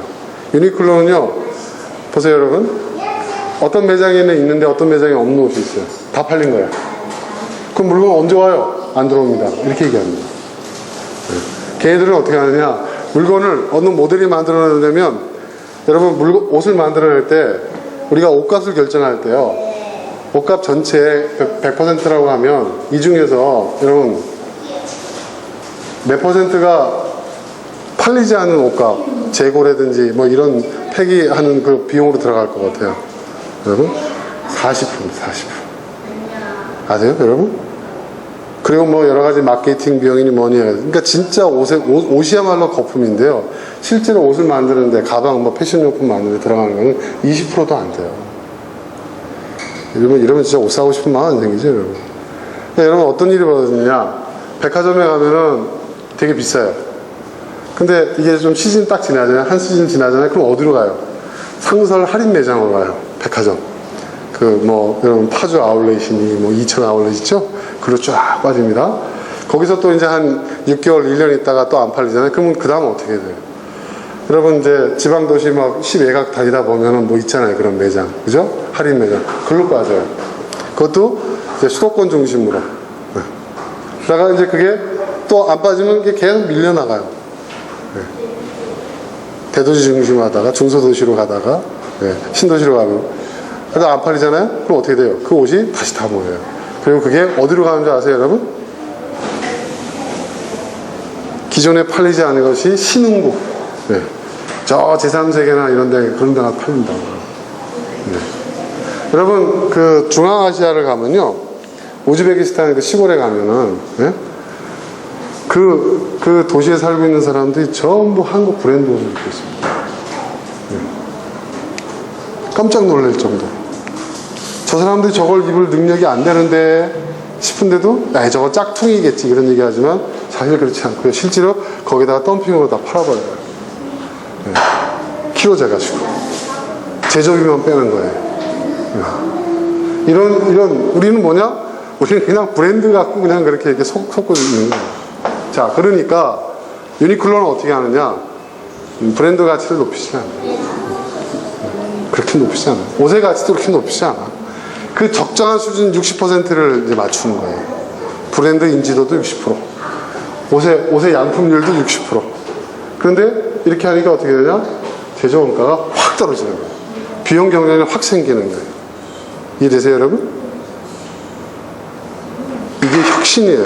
지금 그러니까 옷 유통 매장의 전 세계적인 혁신이에요. 그래서 죄다 다 이렇게 해요. 이게 이렇게 되다 보니까 옷이 처음에는 싸서 그냥 가격 대비해서 입을만 하니까 이거 사면 뭐 여름 한철 뭐 한 시즌 내지 두 시즌 입을 수 있겠다고 산단 말이에요. 그러다 보니까 소유자들이 자꾸 찾으니까 이게 하나의 트렌드가 돼가지고 유니클로와 같은 비슷한 브랜드들이 막 생기는 거예요, 지금. 네. 이것이 하나의 또 이제 뭐예요? 패션의 대세가 돼버린 거예요. 네. 근데 기성세대들은 브랜드에 익숙해 있거든. 높은 양품률에 익숙해 있거든. 이게 무슨 짓이야, 이게? 야, 그런 싸고 요거 10벌 갖느니 좋은 거 한 벌 갖는 게 낫지. 이게 뭐냐면 난 늙었어요. 라는 얘기예요, 사실은. 네. 난 이해 못 하겠어. 나는 지금 세상 돌아가는 걸 모르는 사람이에요. 라는 거예요. 네. 개인적으로 좋더라도 그걸 말하면 안 됩니다. 그거 창피한 얘기예요, 사실은 이제. 네. 요즘은요, 여러분, 트렌드가 뭐냐? 좋은 거 한 벌 갖느니, 예? 그거로 10벌 갖는 게 낫다. 그런 시대예요. 아시겠어요? 그러니까 여러분, 우리가 제품의 양품률을 높여서 승부하겠다. 그래서 일본이 망하는 거야, 일본이. 여러분 아세요? 일본이 그랬잖아요. 예? 일본이 우리는 제품의 양품률에 목숨 건 나라가 일본 아니에요. 그러다 망하는 거예요. 예를 들어서 여러분 그 대표적인 게 뭔지 아세요? 여러분 지금 LCD, LED TV를 만든 최초의 기업이 누구죠? 예? 소니고. 그거를 제품화해가지고 가장 혁신적인 제품을 만들어낸 데가 어디예요? 샤프예요, 여러분. 샤프가 지금 어떻게 됐어요? 중국 회사에 팔렸잖아요. 샤프가 일본 기업이 아니에요. 샤프가 그렇게 된 가장 큰 이유가 뭐냐면 바로 이 LED, LCD TV예요. LED, 그러니까 여러분 이 TV 브라운관으로 만든 아날로그 TV 있잖아요. 그건 굉장히 기술력이 축적돼 있어야 돼요. 그래가지고 우리나라하고 일본하고는 그 기술적 갭차가 한 10년 정도의 갭차가 있었어요. 그런데 이 LCD, LED를 일본에서 만들어냈네? 그리고 그것을 갖다가 기술 혁신을 일으켜가지고 이 샤프가 상품화를 시켰어요. 네. 가격을 다운시키고 상품화를 했어요. 그랬는데 모방을 잘하는 우리나라가 모방 천재잖아요. 우린 뭐 중국을 짝퉁 어쩌고 얘기하는데 사실은 우리 삼성, 뭐 LG 다 일본 거 모방했습니다. 솔직히. 잽싸게 모방한 거예요. 네. 그랬더니 어떻게 됐냐. 네. 여기는 양품률을, 일본 제품 소니나 뭐 샤프는 양품률을 높이는데 막 그냥 열을 올렸는데 우리는 어떻게 해요? 삼성하고 LG는 일본 제품 수준에서 한 60% 정도의 수준을 맞추고 가격은 그만 다운시킨 거예요. 우리 제품이 기술력으로 뛰어나가지고 뭐 전 세계 뭐 LCD, LED TV, 뭐 모니터 시장을 석권했다고요? 천만의 말씀입니다. 기술력은 일본이 뛰어나다는 거 다 인정해요, 여러분. 근데 그렇게 비싸게 주고 살 필요가 있냐, 굳이 그거를. 그리고 LCD, LED TV의 그 수명이라는 게 3, 4년인데 그렇게 비싸게 줄 필요가 있어? 이거 싼 거 사가지고 계속 바꾸는 게 낫지, 부담 없이. 소니 TV 한 대 사는 걸 갖고 삼성하고 LG TV 2대를 사잖아요. 그러니까 경쟁이 되겠어요, 여러분? 안 된단 말이에요. 안 되게 돼 있는 거예요. 그래서 지금 우리나라가 그 TV 시장을 석권하게 된 이유가 그거예요. 냉장고도 마찬가지예요, 냉장고도. 네? 그러니까 여러분, 이제 앞으로, 그 경제에 있어서요, 제조와 관련된 부분은 양품입니다, 양품. 그걸 적당한 수준에서. 커피도 마찬가지예요, 여러분. 명품 커피가 잘 팔릴 거겠죠, 여러분? 정말 비싸고, 정말 좋은 품질을 쓰고, 그 프리미엄급 제품 그런 걸 찾는 사람이 있어요. 근데 전체 시장에 제가 볼 때 1%도 안 돼요. 근데 커피 한다는 사람들은 커피 한다고 어디 가서 이제 뭐 겉멋 들고 그냥 이렇게 깝죽거리는 사람들은요 계속 그 얘기만 하고 있어. 예. 또 하면서. 근데 그거는 자아 만족을 위해서 일하는 거고 실제로 시장을 보면요. 저가형 커피, 싼 커피가 전체 시장의 80-90% 장악하고 있어요, 지금. 네. 그러면 거기서 어떻게 해야 돼요? 양품률을 높이는 게 바보짓이란 말이죠. 네. 적정한 가격에 적정한 수준. 그리고 그래야 많이 팔리는 거예요. 이해되셨어요? 그러니까 이게 무슨 얘기냐? 자, 이 초기 가설이 무너진 거예요. 그러니까 이 초기 가설을 계속 고집하는 건 뭐예요? 생각이 더 발전할 수가 없는 거예요. 그러니까 여러분이 제가 지금 비즈니스 경우를 예를 들어서 말씀드렸지만 우리가 개인적인 차원에서도 마찬가지예요. 우리가 어떤 가설을 만드는 우리의 어떤 논리나 우리의 생각 모든 것들이 어떤 이 초기 가설의 근거에 있어요. 근데 이거는 출발하기 위한 출발점이지, 여기서 벗어나지 못한다면 우리는 더 이상의 생각의 발전을 키워나갈 수가 없다는 거죠. 혁신이라는 것은요, 여러분, 내가 시작한 초기 가설을 뒤집어 엎는 것이 혁신이에요. 그것을 뛰어넘는 것이 혁신이에요. 근데 우리는 연어처럼 다시 돌아가요. 그리고 철저히 여기에 지금 고집하고 있어요. 그러니까 일본 사람들이 사고 구조상 이걸 버리기가 어려운 거예요. 일본 사람들. 그래서 일본 사람들이 전자제품 시장에서 고전하는 이유가 여기 있는 거예요. 근데 우리가 똑같은 일을 당하고 있어요. 중국. 네, 중국. 우리는 중국은 저가형이고 맛있고 재미가 이렇게 품질이 안 좋고 얘기하지만요. 중국 제품이요. 가격대마다 천차만별입니다. 여러분, 중국도요, 프리미엄급 제품 비싼 거 있잖아요. 제값 주고 사지 않습니까? 우리나라 거보다 훨씬 뛰어난 것들도 많습니다. 걔네들은요, 철저히 양품률을 그렇게 높이지 않는 거예요. 많이 팔리는 거. 가격상도. 그러니까 저가형으로 만들어내는 거죠.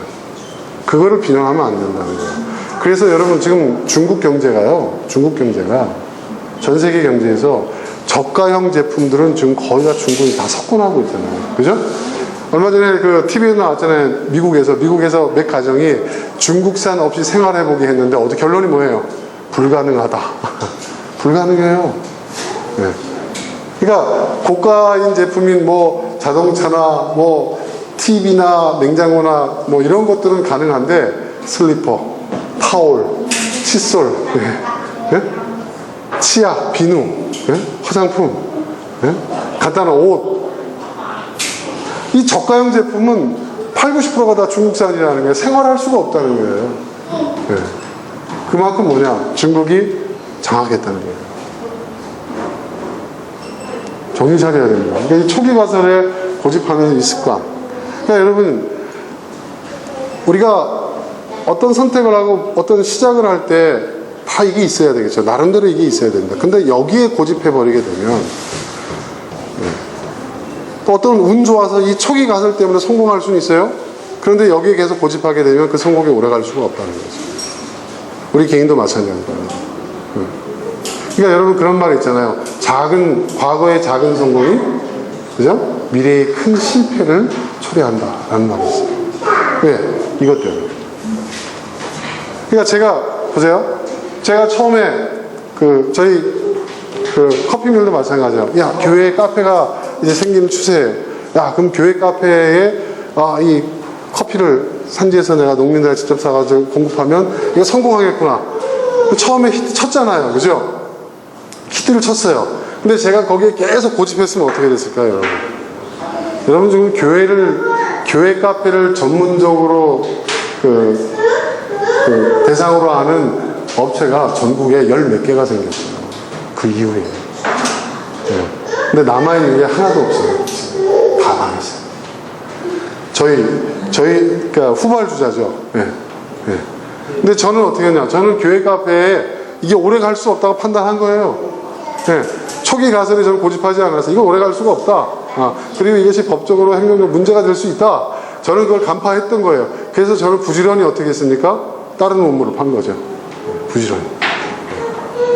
그러니까 실제로 그 문제가 가시화됐을 때 다른 업체들은 다 도산했지만 저는 어렵지만 그래도 버텨낼 수 있었고, 한 걸음씩 더디지만 앞으로 나아갈 수 있었다. 여러분, 이게 굉장히 중요한 겁니다. 집값 있잖아요. 여러분, 집값 오른다? 초기 가설이에요. 우리나라 재산을 관리하는 사람들에게 있어서는 뭐 집, 부동산, 그 다음에 여러분 뭐 주식, 그런 얘기 하잖아요.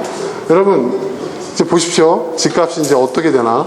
여러분, 우리나라의 부동산 경기는요, 여러분, 뭐에 의존하고 있는지 아세요? 좁은 땅덩어리와 본질이 그거예요. 우리나라 부동산 시장의 그 가격을 지탱하는 부동산 시장의 그 핵심은 뭐냐? 본질은 뭐냐? 땅은 좁은데 인구가 많다는 거예요. 지금까지. 그죠? 그렇죠, 여러분? 자, 근데 이제 위기가 오죠? 그죠? 2018년부터 어떤 현상이 일어나죠, 여러분? 네? 어떤 현상이, 그걸 뭐라고 얘기하죠, 우리가? 네? 인구 뭐라고요? 크게 기어서요, 자신있게. 인구 절벽이라고 하죠. 이게 뭐냐면, 인구 증가율이 뚝 떨어지는 거예요. 절벽처럼 떨어진다는 거예요. 여러분, 일본의 부동산 경기의 실패의 핵심은 여러 가지 이유가 있지만, 그것도 인구 절벽 때문이에요. 인구 절벽. 근데, 일본보다 더 심각한 인구 절벽 현상이 우리나라에 이제 2018년부터 나타나요. 이게 무슨 얘기냐면 수요가 없어요. 수요가 없어요. 네. 어떻게 될까요, 여러분? 수요가 없어요. 네? 땅은 좋은데 인구는 많아가지고 집값 시장이 이렇게 계속 올라가고 이렇게 그걸 버티고 유지시켰는데 이제 수요가 없어요. 게다가 요즘 젊은 사람들 설문조사 했잖아요. 네? 설문조사 했잖아요. 인생에 있어서 옛날 사람은 어떻게 해요? 집은 꼭 필요하다. 근데 요즘 사람은 어떻게 해요? 굳이 집 안 사겠다. 집에 내 경제력과 시간과 내 청춘을 투자하느니 차라리 나는 그 돈 갖고 즐기겠다. 월세 살면서. 그거 다 나왔잖아요, 여러분.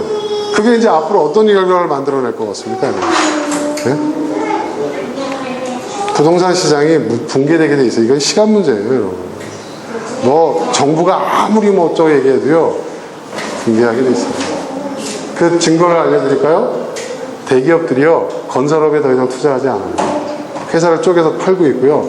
그 다음에 부동산을 보유하고 있던, 자기네가 보유하고 있던 부동산들도 다 팔고 있어요. 삼성, 현대 할 거 없이 다 팔고 있어요, 지금. 삼성 같은 경우에는 자기네 본사 사업을 팔고요, 거기에 새로 들어가 있어요. 왜 그런 일들이 벌어질까요, 여러분? 네. 근데 아직도 초기 가설에 고집하고 있는 사람들이 있어요. 나중에 어떻게 하려고?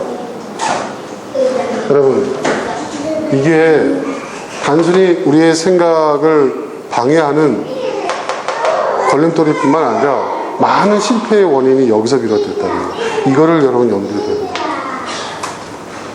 그 다음, 세 번째.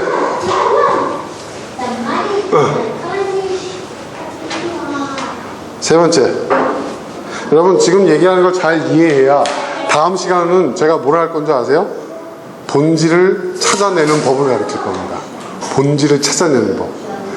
이걸 잘 이해하셔야 다음 내용들을 여러분 이해할 수가 있습니다. 자, 세 번째는 뭔지 아세요, 여러분?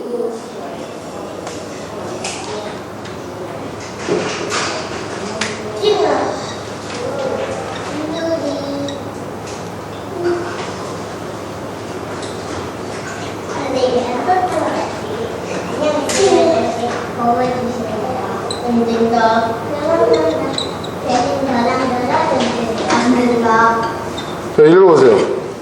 세 번째, 시작. 그럼 프레임워크가 뭔지 아세요? 이 프레임워크라는 것은 이 대기업에 다니거나 연구소에 있거나 이 공직에 계신 분들이 이 프레임워크를 자주 접하시죠. 거의 이 프레임워크 안에서 작업을 하시죠. 여기서 벗어나지 못하는 거예요. 여러분, 대기업, 기업에서 가장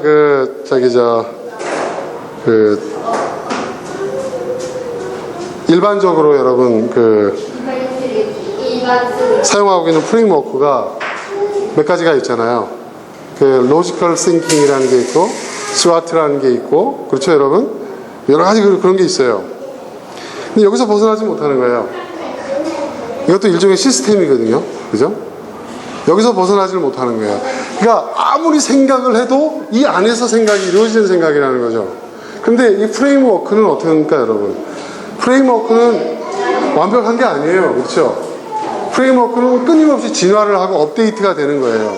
왜냐하면 기존의 프레임워크로는 해결할 수 없는 문제들이 계속 발생하거든요. 그렇죠, 여러분? 그러니까 이 프레임워크라는 것은 절대적인 기준이 아닌데도 불구하고 여기에서 머무는 거예요. 죄송합니다만 제가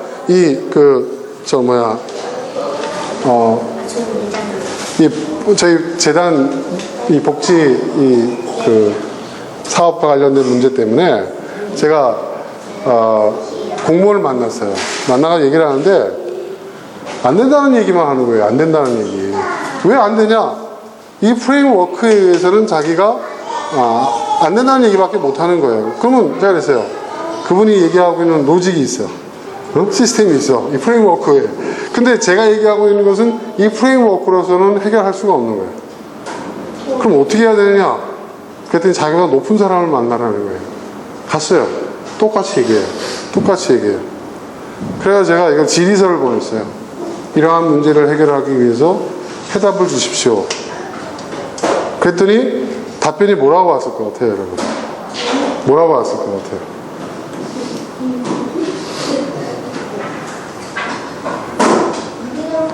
여러 가지 설명하는데 결론은 뭐냐? 우리가 지금 해결해야 될 문제를 자신들이 처리할 수 있는 이 프레임워크의 구조에 집어넣어서 가져가라는 거예요. 그래서 제가 답답했어요. 가슴을 쳤어요. 아니 세상에. 그게 제가 뭐 예산을 달라고 하는 거 얘기도 아니고 규제를 풀어달라는 얘기도 아니고 저희가 지금 현재 진행하고 있는 그 몇 가지 프로젝트가 있는데 그 프로젝트를 우리의 비용으로 우리의 시간으로 우리가 할 테니까 이거를 허락만 해달라는 건데 규정이 없다는 거예요. 그 말은 뭐냐면 이거를 풀 프레임워크가 없다는 거예요. 그러니까 안 된다는 거예요.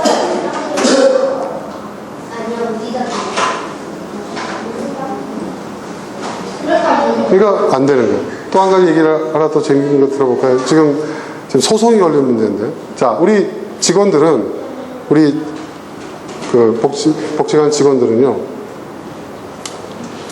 임금을 정부에서 받습니다. 보조금으로 받아요. 근데 그 기준이 뭐냐면 서울시 공무원 기준이에요. 서울시 공무원하고 똑같이 받아요. 직원들은 너무 좋죠. 근데 문제가 있어요. 뭐냐? 그 서울시 공무원의 그 기준과 이 사람들은 공무원은 아니에요. 이 사람들은 근로자예요. 엄밀히 보면. 근데 근로기준법의 조건하고 달라. 서울시 공무원은 20시간 이상 초과 수당을 줄 수가 없어. 그러니까 20시간 이상 근무시켜도 안 되고 초과 수당을 줄 수 없어. 근데 사회복지사는요, 업무의 특성상 퇴근했다가도 이용인이 전화가 오면 뛰쳐나와야 돼. 그걸 다 하게 되면 한 달에 40시간 정도 일을 하는 거예요. 초과 수당. 40시간 줄 수 있는 근거가 없어. 그러면 나머지 20시간 짜주고 나머지 20시간 어떡할 거야? 그러니까 이거는 니네가 알아서 하라 이거예요. 근데 이것 때문에 소송이 걸려 있는 거예요. 예, 노조가 만들어가지고 근로기준법에 의해서 이건 뭐 하다. 그러면은 노동법에 의해서 재판받잖아요? 패소해요. 돈 물어달라고 해요. 그럼 우리 입장에서 보면 우리가 임금을 주는 게 아니라 서울시에서 임금을 주는 거다. 이건 보조금으로 받는 거다. 그리고 그 임금 기준이 이렇다. 근데 노동법은 아니야. 근데 또 공무원 관련법에 의하면 그래야 돼. 이걸 지켜야 되는 거야. 자, 이 문제 어떻게 해? 하고 이제 가면 답이 없어요. 그러면 너희가 알아서 해결하라 이거예요? 이게? 그러면 알아서 해결하잖아요? 문제가 안 되면 상관없지만 이게 또 문제가 안 될 수가 있어요? 이렇게든 저렇게든 문제가 되죠. 문제가 되면 어떻게 돼요? 이걸 가지고 또 그냥 뭐 행정처분 내려오고 뭐 어쩌란 말이에요? 네? 네. 어쩌란 말이에요? 깨야죠. 그러면 그거를, 그죠? 그러면 거기 그 문제에 맞는, 그러니까 여러분 이 프레임워크라는 것은 뭐야? 그게 뭐 로지컬 싱킹이든 뭐 스와트든 뭐 여러 가지 어떤 그게 있잖아요. 그런 어떤 그 프레임워크라는 것이 문제 해결을 돕기 위해서 만든 거 아니에요? 근데 이건 거꾸로 됐어. 이게 우선이야. 문제 해결에 전혀 도움이 안 되는 거예요. 그럼 이걸 깨야죠. 이걸 보완을 해야죠. 이해되십니까, 여러분? 근데요, 이게 기업이나 조직뿐만 아니라 일반 개인에게도 마찬가지예요. 여러분에게 있는 오랫동안 여러분의 몸에 배어 있는 습관, 그죠? 생활 방식, 그죠? 어떤 가치관 그런 거 있죠. 체득되어진, 난 이렇게 살아와서 이렇게 살아왔기 때문에 나는 건강해. 예? 여러분 재밌는 제가 기사를 봤어요. 그 종편에서 청기누설하고 비슷한 프로도 많잖아요. 난 이거 먹고 건강해졌다 막 이런 사람도 있잖아요. 근데 뭐 언론사에서 정말 그 사람들 그러면 건강한가 하고 조사를 해본 거예요. 조사를 해봤는데 그것 때문에 살은 뺐어. 그런데 다른 병을 얻었어. 네. 그런 경우가 너무 많다는 거예요. 양면이 있는 거죠. 우리가 먹는 약도 여러분 어떻게 뭐가 있어요? 먹음으로 인해서 치료되는 게 있고 또 부작용이 있잖아요. 똑같은 거거든요. 식품도. 난 이거 먹고 살 뺐어. 난 이거 먹고 뭐 혈압이 떨어졌어 했는데 실제로 검사해보니까 혈압은 떨어졌는데 다른 병을 얻었어. 간에 문제가 생겼어. 그 약초에 독성이 있었던 거예요. 그거 얼마나 위험한 거예요. 그죠? 근데 그걸 여과 없이 방송에만 내보내고 있어요. 네. 그럼 그걸 하고 있는 그 사람들은 뭐예요? 자기 나름대로의 프레임워크야. 아, 고혈압에는 이거야. 네. 그죠? 쌀 빼는 데는 이거야. 그게 얼마나 위험한 거예요.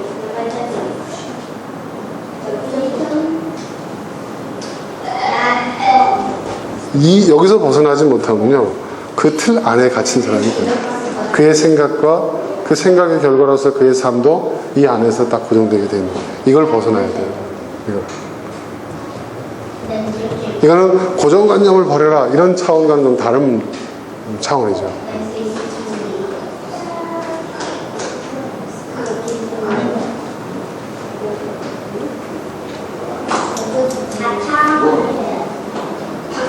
그리고 이 프레임워크에 빠진 사람들의 대화를 보면 이런 대화예요. 이런 식의 대화예요. 자, 상사가 물어봅니다. 고객이 정말로 원하는 것은 무엇이라고 생각하나 물어봐요. 그럼 이 프레임워크에 빠져 있는 사람 뭐라고 대답하는 줄 아십니까?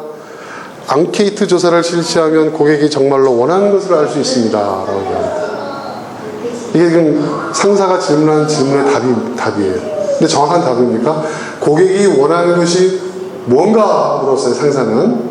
근데 그 직원이 뭐라고 대답하냐면 이겁니다 라고 얘기하는 게 아니라 앙케이트 조사를 실시하면 고객이 원하는 것을 알 수 있습니다 라고 얘기해요. 이게 프레임워크에 빠져있는 사람의 특징이에요. 그리고 공무원들이 가장 대답을 그런 식으로 하죠, 항상. 네. 자, 이런 질문이죠. 신규 시장 개척은 어떻게 되고 있나? 그러면 이렇게 얘기해요. 다음 주에 다시 방문해서 기획서 내용을 보완하겠습니다. 이렇게 얘기해요. 이게 답변이에요. 제가 회사를 해보니까 직원들이요, 이렇게 얘기를 해요, 항상. 네. 여러 가지 이유가 있겠죠. 책임 회피하려고 하고, 자기가 하지 않은 일을 모면하기 위해서 뭐 그런 것들도 있겠지만, 여러분, 이거는 뭐예요? 프레임워크. 그러니까 말하자면, 이 프레임워크에 따르는 프로세스 보고에 불과한 거죠. 그렇죠. 앙케이트, 뭐, 기획, 이런 건 답이 아니죠.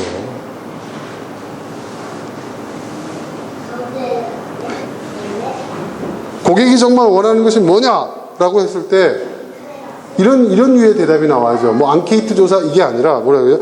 고객이 정말로 원하는 것은 그러니까 우리가 AS에 대응하는 내용이 아니라 그 신속도입니다. 대응의 신속도를 중요시하는 것 같습니다. 이런 것이 대답이라고 할 수 있겠죠. 그렇죠? 그렇잖아요, 여러분. 뭐 친절하게 뭐 상냥하게 받지만 내용이 하나도 없는 대응 많이 받아보셨죠? 네. 그건 쓸데없는 거예요. 그건 더 짜증나게 하는 거예요. 그러니까 내용이 중요한 게 아니라 대응의 신속도, 그 문제 해결의 신속도가 중요하다는 거죠. 뭐 이런 얘기해야 돼요. 또 이런 대답도 많아요. 자, 아니 왜 우리 회사 제품이 이렇게 안 팔려? 그 이유가 뭐야? 그러면은 그것은 뭐 잘 팔리지 않는 이유는 고객들이 우리 제품에 대한 어떤 충성도가 많이 떨어진 것 같습니다. 뭐 이런 식으로 얘기해요. 그런데 반대로 야, 저기 우리 경쟁사 B사 제품은 점유율을 올렸는데 그럼 그 사람들은 충성도를 높였다는 건가? 이렇게 물어본단 말이에요. 그러면 대부분의 직원들이 어떻게 대답하냐면 이렇게 대답해요. 그러면 우리 경쟁사가 A사라고 하면 그러면 다른 경쟁사인 B사도 제품도 팔리지 않겠군요. 그건 긍정적이지 않습니까? 이렇게 얘기를 한다는 거예요. 이게 실제로 이루어지는 일이에요, 여러분. 네? 야, 왜 우리 회사 제품 왜 안 팔려? 라고 물어보는데 그거는 뭐 어쩌고저쩌고 핑계를 댄단 말이에요. 근데 다른 회사 제품 잘 팔려? 그럼 뭐야? 그러면은 우리하고 비슷한 또 C사나 B사의 예를 들면 그럼 거기도 안 팔리겠군요. 지금 그게 답이에요, 이게? 근데 그런 식의 답들이 많다는 거죠.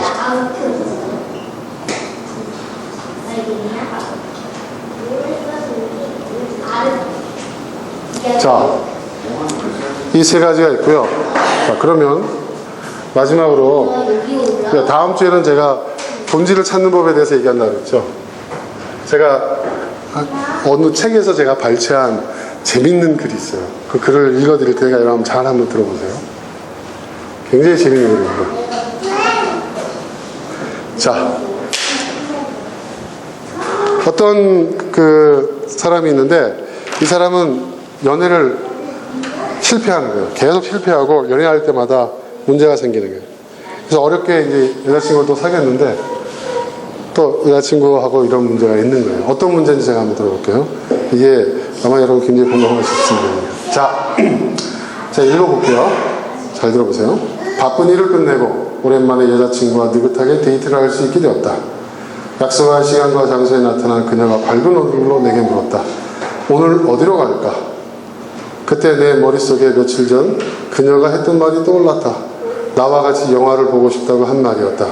나는 그 말을 떠올리고 별다른 생각 없이 대답했다. 영화 보러 갈까? 어떤 영화 보고 싶어? 그러자 순간 그녀의 얼굴이 뾰로통해졌다. 뭐? 영화 보자고? 이렇게 날씨 좋은 토요일 낮에 어두운 극장에 틀어박혀 있자는 거야? 난 놀이공원에 가고 싶단데. 이건 뭐지? 도대체 어디서부터 잘못된 걸까? 분명히 며칠 전 그녀는 나에게 영화 보고 싶다고 말을 했다. 뭐가 문제죠, 여러분? 남자들은 공감이 되죠? 그 이상한 여자네, 이러죠? 근데 여자분들은 이 여자의 심정을 이해하시죠? 그죠? 부부싸움도 대부분 다 이렇게 일어나잖아요, 사실. 자, 보세요. 원인은 예전에 들은 그녀의 말에 내가 단순하게 반응한 탓이었다. 그녀는 분명 영화를 보고 싶다고 했다. 하지만 그 시점은 평일 밤이었다. 평일 밤이라는 한정된 시간을 의미있게 보내기에는 영화가 가장 좋겠다고 생각한 거였다. 그러나 우리가 실제로 만난 것은 토요일 낮이다. 데이트를 위한 전제 조건이 달라졌고 그에 따라 여자친구의 사고 구조도 달라졌다. 평일 밤에 할 수 있는 일과 토요일 낮에 할 수 있는 일은 그 범위에서부터 이미 상당한 차이가 난다. 평일 밤이라는 한정된 시간 안에서는 어떻게 하면 시간을 효율적으로 사용할지를 생각하지만 주일 낮에는 그때밖에 할 수 없는 일을 하고 싶은 것이 당연하다. 즉 사고의 전제와 출발점이 완전히 달라졌다. 내가 당시 이런 식으로 생각했다면 영화 보러 갈까라는 말 대신에 토요일 낮이고 날씨도 좋으니 지금 이 시간을 충분히 즐길 수 있는 걸 하자. 뭐 하고 싶어? 라고 물어봤을 것이다. 나는 분명 그녀가 하고 싶은 것이 무엇인가 라고 생각했음에도 불구하고 올바른 대답을 찾지 못했다. 그녀가 한 말은 똑똑히 기억했고 그게 분명한 근거였음에도 불구하고 잘못된 대답에 도착했고 우리는 결국 헤어졌다. 자, 여러분 공감되시죠? 공감되시죠? 아마 가장 최근에 부부싸움 하신 것도 그것 때문에 싸우셨을 거예요. 네. 그리고 자녀하고 다투는 것도 대부분 이런 문제입니다. 여러분 이런 일상적인 문제가 이 일상적인 어떤 이러한 그 갈등이 결국 여러분 본질과 현상을 구분하지 못해서 생기는 일이에요. 그죠? 그렇죠 여러분? 본질과 현상을 구분하지 못해서 생긴 일이라는 거예요. 본질은 뭐예요? 토요일 낮이든 평일 밤이든 뭐예요? 즐거운 시간. 그 시간에 할 수 있는 가장 좋은 가장 즐거운 시간을 보내자는 게 본질이에요. 그죠? 근데 영화 보러 가자고 대답했을 때는 뭐예요? 평일 낮이었어요. 아니, 평일 밤이었어요. 그 짧은 시간에 밤에 할 수 있는 최선은 영화 보는 거였지만 실제로 만난 것은 언제예요? 토요일이에요. 네. 근데 남자는 단순하게 그때 영화 보러 가자고 했으니까 그게 본질인 줄 알고 그게 현상인데 영화 보러 가자 했다가 욕만 먹고 결국 헤어졌다 이거죠. 네. 우리가 그런 일들이 많습니다. 그죠? 자, 이걸 분석을 해봅시다. 분석하고 정리할게요. 평일 밤 데이트.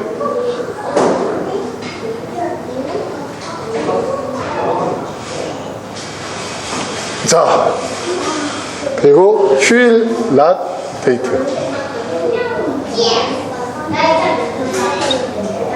자, 데이트예요. 똑같은 데이트인데. 자, 여기 현상은 뭐예요? 현상. 영화 보고 싶다. 여자는 영화 보고 싶다고 했어요. 네, 왜냐하면 분석을 합시다. 자, 이게 이 평일 밤에 가장 효율적인 데이트가 될 수 있으니까, 그죠? 이 시간에 밤에. 그리고 평일 밤이기 때문에 선택의 제약이 있기 때문에. 그쵸? 그쵸, 여러분? 그죠? 그래서 효율적인 시간을 보내면, 어떻게 돼요? 행복해지겠죠? 그렇죠, 여러분? 결국 뭐냐? 가장 효율적으로, 주어진 시간 속에서 가장 효율적으로 행복한 시간을 보내는 게 이게 본질이라는 얘기예요. 그죠? 이게 본질이 아니에요. 그죠? 그 여자가 무슨 영화 배우 지망생이어서 영화를 나 많이 봐야 돼. 뭐 그런 건 아닌 이상. 그러니까 이 남자는 뭐예요? 영화 보고 싶다는 것을 본질로 본 거야. 그러니까 뭐야? 계속 헛다리 짚는 거야. 그러니까 맨날 여자하고 대화할 때 싸움하는 수밖에 없는 거야. 그러니 만나는 접촉이 헤어질 수밖에 없는 거고, 결혼을 하면 어떻게 맨날 부부싸움 하게 되는 거야. 와, 오늘 이 자리에 우리 남편이 왔었어야 했는데, 우리 부인이 왔었어요. 여러분이 가르쳐 주세요, 여러분. 저도 맨날 이게 안 돼가지고 맨날 싸웁니다. 맨날 싸우는 건 아닌데 자주 싸웁니다. 자, 그러면, 자, 휴일 낮이에요. 휴일 낮에는 여자가 뭘 원해요? 놀이공원. 남자들은 이 대목에서 헷갈려해요. 아니, 전엔 뭐 할까 해서 영화 보자고 그랬는데, 왜 이제는 놀이공원이라고 얘기하지? 도대체 알 수가 없어. 여자는 이게 완전 갈대야, 갈대. 남자가 이해할 수 없고. 그건 남자의 생각이 단순한 거죠. 이걸 보고 싶다고 얘기했을 때는 이때였고, 이거였을 땐 이거였다는 거죠. 이걸 얘기하면 결국 뭐예요? 낮에 할 수 있는 가장 효율적인 것은 뭐야? 놀이공원에서 날씨도 좋고 하니까 햇빛 쏘면서 즐겁게 야외에서 행복한 시간을 보내. 이게 핵심이라는 거죠, 이게. 그래서 나온 말이 있어요. 네? 나온 말이 있어요. 여러분 이 얘기 들어보셨어요? 그때 달라요. 네. 그죠? 그때 달라요. 요즘은 또 이렇게 얘기하더라고요. 그때는 맞았고 지금은 틀리다. 네. 현상을 얘기하는 거죠. 거기서 그때 다르다는 거죠. 현상이 다르다는 거예요. 본질은 같다는 거죠. 그러니까 여러분, 남자들은 결론만 말해요. 이렇게 얘기하잖아요. 결론만 말해요. 그죠? 네? 여자는 내가 설명을 하면 남편이 짜증내고 잘 기다리지 못하니 답답해 하니까 어떻게 해요? 당장 그때에 필요한 것들만 얘기해요. 그죠? 근데 그건 현상이에요. 그때에 필요한 거니까. 그때. 남자는 그 얘기를 들으니까 기억하고 있다가 어느 시점이 돼서 그래 그거 해줄게. 아 그게 아니란 말이야. 그러면 또 싸우는 거죠. 네.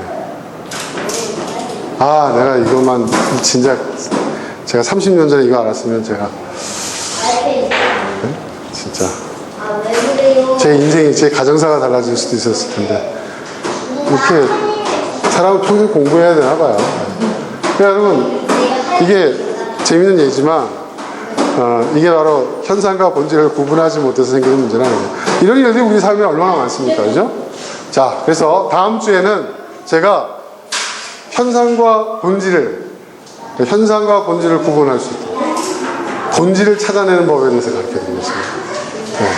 본질에 대해서. 네. 제가 이렇게 얘기하고 약장사 같나요? 네. 본질. 네. 본질을 찾아라. 본질을 찾는 법.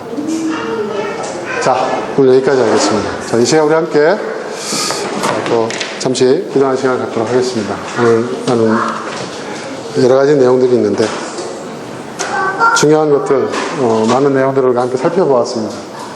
그러니까 하나하나를 여러분 생각하시면서 여러분 삶에 여러분 자신에게 적용하시길 바랍니다. 함께 기도하겠습니다.